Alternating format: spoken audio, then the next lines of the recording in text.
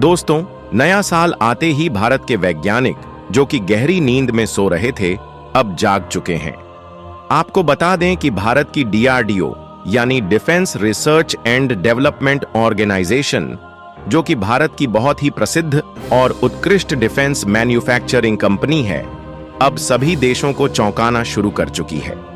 दोस्तों, आपको बता दें कि खबर यह सुनने को मिल रही है कि जिस कावेरी इंजन को भारत की डीआरडीओ द्वारा बनाया गया था, उसकी फ्लाइट टेस्टिंग रूस में शुरू कर दी गई है और इस फ्लाइट टेस्टिंग का ट्रायल लगातार 70 घंटे तक चलेगा।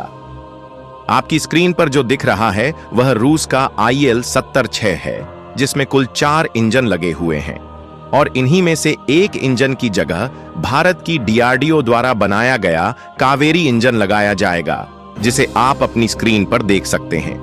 दोस्तों, इसी के जरिए लगातार 70 घंटे की फ्लाइट टेस्टिंग रूस में शुरू होने जा रही है। वीडियो में आगे बढ़ने से पहले अगर आप चैनल पर नए हैं तो चैनल को सब्सक्राइब करें और वीडियो को एक लाइक करें।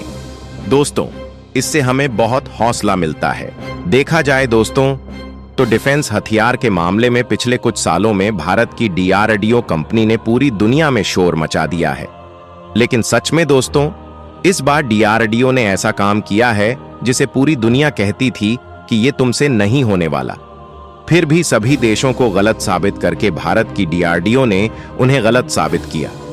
दोस्तों, आपको बता दें कि हम जिस टॉपिक पर बात कर रहे हैं वह फाइटर जेट या प्लेन में लगने वाले इंजन के बारे में है। आप जितने भी अभी प्लेन देखते हो, उनकी मैन्युफैक्चरिंग से लेकर डेवलपमेंट तक की तकनीक भारत हासिल कर चुका है। इसके साथ साथ भारत 5वीं जनरेशन वाले फाइटर जेट बनाने का काम कर रहा है। दोस्तों, अभी तक जो बड़ी समस्या थी वह इसके इंजन को लेकर थी। ऐसा इसलिए दोस्तों, क्योंकि आज तक इन प्लेनों का इंजन भारत की डीआरडीओ ने भी नहीं बना पाया था। आपकी जानकारी के लिए बता दें दोस्तों कि इस मजबूरी का कारण पूरी तरह से अमेरिका उठा रहा था, क्योंकि भारत अमेरिका से इंजन खरीदता था। लेकिन पिछले कुछ सालों से अमेरिका भारत को इंजन देने के बजाय हर बार नए नए बहाने बना रहा था। आप इस उदाहरण से समझ लीजिए कि भारत का जो AMCA प्रोजेक्ट है, जिसके तहत 4.5वीं जनरेशन वाले नए वेरिएंट के लड़ाकू विमान बनाए जा रहे हैं, उसमें लगने वाले F404 इंजन का ऑर्डर अमेरिका की जनरल इलेक्ट्रिक कंपनी को दिया गया है। आपको बता दें कि 2 साल से ऊपर हो चुका है, लेकिन अमेरिका द्वारा भारत को एक भी इंजन नहीं भेजा गया, बल्कि भारत से $1 बिलियन और मांगा जा रहा है। इन अमेरिकी कंपनियों का कहना है कि अगर भारत इन्हें $1 बिलियन अतिरिक्त शुल्क में नहीं देता है तो ये भारत को इंजन तो दे देंगे, लेकिन टेक्नोलॉजी नहीं देंगे। यही कारण है दोस्तों कि अमेरिका की कंपनियां भारत की मजबूरी का पूरी तरह फायदा उठाने की कोशिश कर रही हैं। आपकी जानकारी के लिए बता दें दोस्तों कि अमेरिका की कंपनियां भारत की मजबूरी का फायदा इसलिए उठा रही हैं क्योंकि 1940 से भारत की डीआरडीओ कंपनी और बाकी अन्य कंपनियों की मदद लेने के बाद भी प्लेन और फाइटर जेट में लगने वाले कावेरी इंजन को बनाने की कोशिश कर रही थी। इतना कोशिश करने के बाद भी इन्हें सफलता हासिल नहीं हुई थी, क्योंकि दोस्तों, जिस हिसाब से थ्रस्ट यानी एनर्जी प्रोड्यूस करनी थी, उतनी एनर्जी यह इंजन प्रोड्यूस नहीं कर पा रहा था। दोस्तों, एक कहावत तो आपने सुनी होगी कि कोशिश करने वालों की कभी हार नहीं होती। भारत की डीआरडीओ ने अपनी मेहनत को कभी रोका नहीं और लगातार मेहनत करते रहे। कई सालों तक मेहनत करने के बाद भी इन्हें सफलता नहीं मिली, लेकिन आज इस मेहनत का फल आपके सामने है। आपको बता दें कि यह खबर हाल ही में सुनने को मिली थी कि भारत सरकार ने डीआरडीओ को फ्लाइट में इसकी टेस्टिंग करने के लिए अप्रूवल दी थी। आपकी जानकारी के लिए बता दें कि भारत की डीआरडीओ ने कावेरी इंजन को इस तरह से बना लिया है कि अब वह किसी भी वायुयान को उड़ाने के लिए थ्रस्ट यानी एनर्जी प्रोड्यूस करने में समर्थ हो चुका है। भारत सरकार द्वारा अप्रूवल दिए हुए ज्यादा हफ्ते भी नहीं हुए कि भारत की डीआरडीओ अब फ्लाइट टेस्टिंग के लिए रूस पहुंच चुकी है। इसके साथ यह भी खबर आ रही है कि कावेरी का जो डेरिवेटिव इंजन डीआरडीओ ने बनाया है, उसकी लगातार 70 घंटे तक फ्लाइट टेस्टिंग ट्रायल रूस में चलेगी। आपकी स्क्रीन पर जो अभी प्लेन दिख रहा है, यह रूस का जाना माना प्लेन है जिसका नाम इल्यूशन IL-76 है। आपकी जानकारी के लिए बता दें कि इस हवाई जहाज में 4 इंजन होते हैं।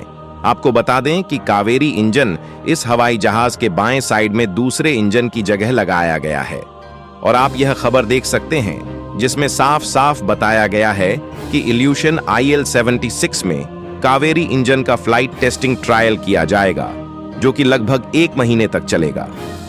दोस्तों, आपको बता दें कि यह भारत के लिए बहुत ही बड़ी खुशखबरी है। दोस्तों, चीन पिछले 10 साल से अपनी सेना पर हर साल $200 बिलियन खर्च कर रहा है।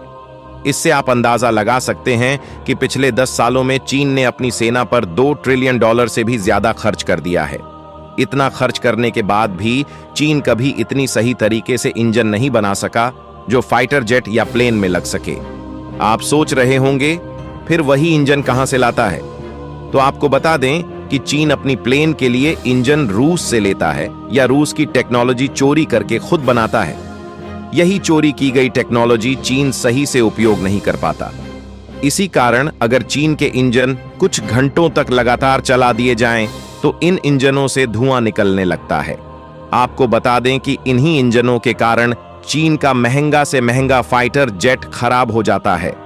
दोस्तों, आप तो जानते हैं कि चीन ने हाल ही में 5वीं और 6ठी जनरेशन वाले फाइटर जेट लॉन्च किए हैं। फिर भी कोई देश यह मानने को तैयार नहीं है कि चीन का फाइटर जेट पावरफुल है, क्योंकि सभी देश यह जानते हैं कि चीन इन फाइटर जेट का इंजन चोरी की गई तकनीकों से बनाता है, जो कभी सफल नहीं हो पाती। आपको यह भी बता दें कि चीन कभी यह नहीं बताता कि वह अपने फाइटर जेट में कौन सा इंजन लगाता है।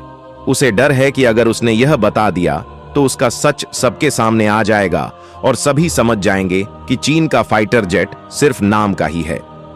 खुशी की बात यह है दोस्तों कि कावेरी इंजन जल्द ही आने वाला है।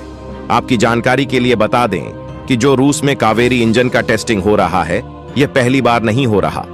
इससे पहले भी लगातार 140 घंटे की टेस्टिंग हो चुकी है। इतना ही नहीं दोस्तों, कावेरी इंजन भारत के बेंगलुरु में 70 घंटे का भी टेस्टिंग कर चुका है। इसके साथ साथ 75 घंटे का एल्टीट्यूड टेस्टिंग भी की जा चुकी है। आपको बता दें कि जो रूस में टेस्टिंग की जा रही है, यह दूसरी फेज है जिसमें इन इंजनों का लगातार 70 घंटे तक का टेस्टिंग 40,000 फीट की ऊंचाई पर की जाएगी। आपकी जानकारी के लिए बता दें कि यह टेस्टिंग रूसी प्लेन में की जा रही है। आपको बता दें कि यह प्लेन टेस्टिंग के लिए ही बनाया गया है और यह टेस्टिंग पूरे 1 महीने तक होने वाली है।